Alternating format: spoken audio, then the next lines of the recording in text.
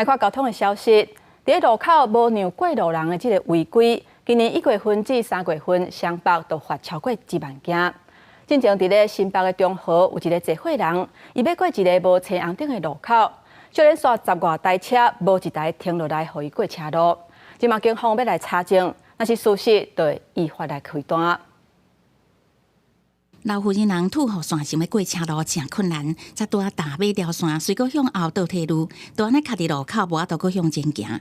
汽车一台刷一台为面前过，真无简单。有骑机车人一手免让这老大人赶紧过，啊，毋过对象搁有汽车硬是要过。经查民众检举系统，本分局已接获中和区连胜街与连城路171巷口车辆未停让行人之交通违规检举案件，查证后将依法处置。代志是发生伫新北市中和，现场是无车红灯的路口。当时监视器有翕到前后超过10台汽机车通过路口的时阵，拢无停落来。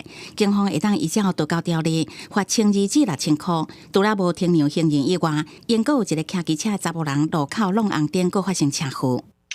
互人弄到的红色轿车挡风玻璃拢碎去，钣金车卡受损。警方调查，肇事的30多岁骑机车人，毋若弄红灯通过，也阁无照驾驶，阁加一条罚则。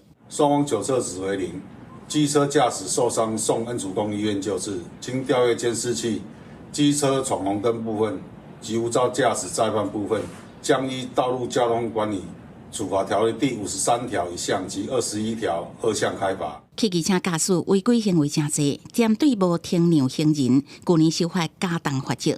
按过新法上路了后，警方处理这种的违规，敢若双北今年1月至3月，拢总也是万外件，也互台湾到即嘛也是无脱离行人地价的臭名。记者综合报道。